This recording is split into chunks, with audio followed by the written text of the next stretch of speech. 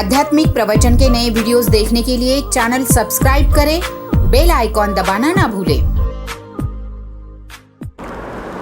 प्रेम से बोलिए धन निरंकार जी। सद्गुरु की अपार कृपा सारे संसार पे बरस रही है और इस कृपा का पात्र हर एक वो जीव है जिसने दीक्षा प्राप्त की है और जिसने दीक्षा प्राप्त नहीं की है। सारे जीव सद्गुरु के कृपा के पात्र हैं। अब इसमें हम उलझन में ना पड़ें कि ऐसा कैसा हो रहा है। जिसने ज्ञान लिया है वो भी पात्र है, जिसने नहीं लिया है वो भी गुरु कृपा का पात्र है, क्योंकि गुरु की कृपा ही तो बरस रही है सारे संसार में। अगर सूरज ये कह दे कि मैंने उगना है तो केवल जिन्होंने गुरु की दीक्षा ली है उन्हीं के लिए उगूंगा, उन्हीं को प्रकाश दूंगा, तो ऐसा संभव नहीं। तारे हैं वो भी कहना शुरू कर दें, चांद है वो भी कहना शुरू कर दे, तो ये संभव नहीं। तो आओ, गुरु की कृपा ही है जो सारे संसार में जो कुछ हो रहा है। बस शर्त यह है इस कृपा का पात्र ठहरना है, तो मन ने इसको स्वीकार करना है कि सारे संसार में जो हो रहा है सारी गुरु कृपा ही है, इसके अलावा कुछ है ही नहीं, केवल गुरु कृपा है और गुरु कृपा से ही सारा संभव है। तो इसलिए क्या करना चाहिए? जिन्होंने दीक्षा ली है, गुरु की भक्ति कर रहे हैं, गुरु के अनुग्रह लेकर अपने जीवन को संवार रहे हैं, क्या करना चाहिए उस जीव ने? तो बड़ा सुंदर श्लोक संतों ने, ग्रंथों ने लिखा है। ध्यान मूलम गुरु मूर्ति, पूजा मूलम गुरु पदम, मंत्र मूलम गुरुर्वाक्यम, मोक्ष मूलम गुरु कृपा। गुरु की कृपा ही है। तो अब उस जीव ने करना क्या चाहिए? बहुत सुंदरता है इस श्लोक में, बड़ा आनंद है इस श्लोक में।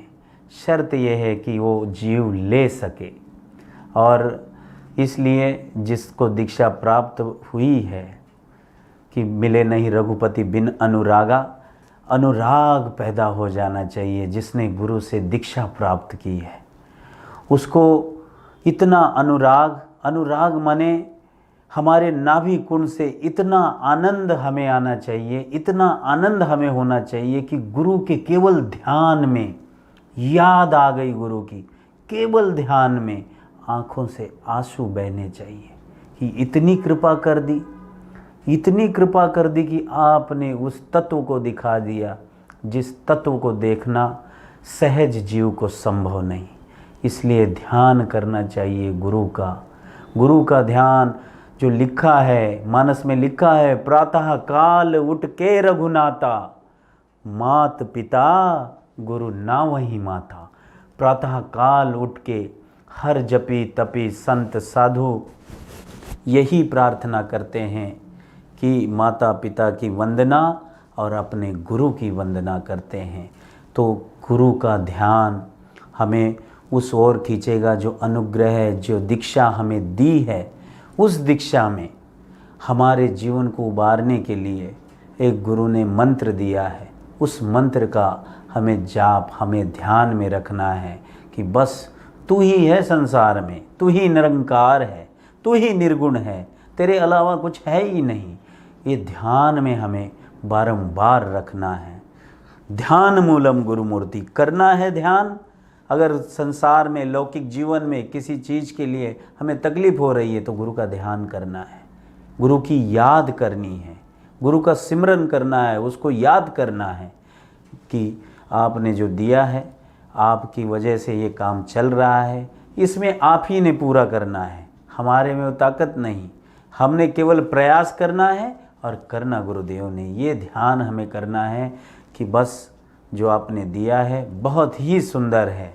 और फिर ध्यान, ये मूर्ति जो है ध्यान के लिए है, ये इसी मूर्ति का ध्यान करना है सद्गुरु की। उसके बाद में ध्यान मूलम गुरु मूर्ति, पूजा मूलम गुरु पदम। अब जो पूजा करनी ही है तो बड़ी सुंदरता है इस श्लोक में। पूजा करनी है तो केवल और केवल सद्गुरु के पावन चरणों की पूजा करनी है। और इस संसार में ये नहीं मैं कहूँगा कि पूजने लायक कुछ है नहीं, जिस चीज़ को हम मान लेते हैं कहते हैं उसी को पूजते हैं कि बहुत बच्चा है, लेकिन अध्यात्म में कहता है कि पूजा मूलम गुरु पदम। जब रामायण में ये प्रसंग आता है, जब राम जी जनकपुर जाते हैं और जनकपुर की जो वाटिका में जहाँ पे देखने जाते हैं तो वहाँ पे सीता माता भी रोज़ मंदिर में वहाँ पे जाती है तो हाथ में कोई थाली नहीं है, हाथ में कोई फूल नहीं है, हाथ में कोई ऐसी सजावट थाली में लेकर जा नहीं रही कि माता भवानी की उपासना करनी है। तो वहाँ पे वर्णन किया है बाबा तुलसी ने, पूजा कीनी अधिक अनुरागा, बड़े अनुराग से, बड़े ही श्रद्धा से, आँखों के जो आंसू है वो सुमन के रूप में अपने सद्गुरु के पावन चरणों में वो ध्यान के स्वरूप में कर रही है। तो पूजा इस हिसाब में हमें करनी है सद्गुरु की। ये पावन चरण है, इन्हीं की पूजा कीने अधिक अनुरागा, अनुराग से, प्रेम से सद्गुरु के पावन चरणों की याद करनी है। उन्होंने जो बोला है उस बात को याद करना है, उसके हिसाब से अपने जीवन को आचरण विचरण में लाना है। तो पूजा पूरे संसार में, अध्यात्म में यही बताई गई है कि सद्गुरु के पावन चरणों की पूजा करनी है। पूजा मूलम गुरु पदम, मंत्र मूलम गुरुर्वाक्यम। मंत्र जो सद्गुरु के द्वारा हमें मिलता है, बड़ी कृपा से गुरु के हमें ये मंत्र मिलता है जपने के लिए, जिससे हमारा लक्ष्य 84 जो योनि का चक्कर छुटकारा हो जाता है, तो वो है। और कलयुग में यही तो आधार दिया गया है। कलयुग केवल नाम आधारा, जपत जपत उतरहि नर पारा। कलयुग में यही तो आधार है और कुछ आधार नहीं है। यही आधार, इसी का आधार मानकर जो अपना जीवन विचरण करता है, सुबह शाम जपता है, आठों पहर जपता है, उसी का तो उद्धार होता है। तो ये नाम और उसके बाद में जो मुक्ति का साधन है ये भी सद्गुरु ही है, और इनके अलावा कोई मुक्ति नहीं। मुक्ति यानी क्या है कि मर जाना है, शरीर ने छूटना है और हमें स्वर्गलोक में जाना है। तो ये हमारे थोड़ी सी भ्रामक कल्पनाएं हैं। अध्यात्म इसे नहीं कहता, अध्यात्म ये कहता है मुक्ति यानी छुटकारा। जिस बंधन में हम जकड़े थे, जो हमें अंधकार की ओर लेके जा रहे थे, जो हमें प्रकाश की ओर नहीं ले जा रहे थे, जिसमें हम जकड़ गए थे, जो हमें पता नहीं था कि ये करना है, क्यों करना है, डर के लिए करना है, डर से करना है, अगर हमने ऐसा कुछ कर लिया तो हमें कुछ ऐसा हो जाएगा। तो ये जो डर है सद्गुरु ने हमें ज्ञान देकर दूर कर दिया है, और वो डर हमारा ख़त्म हो जाए तो फिर हम मुक्त हो गए। मुक्ति के लिए मरना पड़ता है, ये भ्रामक कल्पनाएं हैं। ये संसार में सब भ्रामक कल्पनाओं में जी रहे हैं कि मर जाएंगे तो मुक्ति मिलेगा, और मरने वाला तो कोई वापस आके कहता नहीं कि मैं मुक्त हूँ। मुक्त तो जीवित हो, तभी तो आपको बंधन से छुटकारा हो जाए, तभी तो आपको मुक्ति होगी।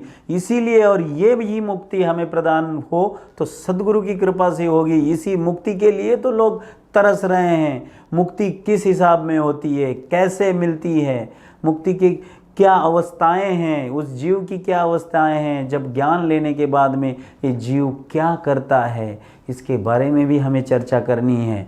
केवल भ्रम में नहीं रहना है कि गुरु से ज्ञान लिया, बस एक बार सिमरन कर लिया और हमने पूरा काम कर लिया। जीवन भी सुंदर बनाना है, बोल भी सुंदर चाहिए, आचरण भी हमारा सुंदर हो। हर प्रकार से हमें वो सुंदरता गुरु प्रदान करता है, वही सुंदरता हमें जीवन में लाना है। तो आओ, ध्यान मूलम, ध्यान करना है गुरु का करना है, गुरु मूर्ति। पूजा मूलम गुरु पदम, मंत्र मूलम गुरुर्वाक्यम, और मोक्ष मूलम, गुरु की कृपा से ही मोक्ष मिलता है।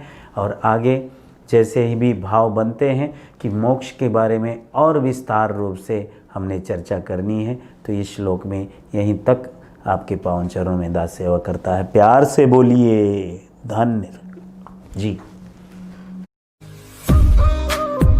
आध्यात्मिक प्रवचन के नए वीडियोस देखने के लिए चैनल सब्सक्राइब करें, बेल आइकॉन दबाना ना भूलें।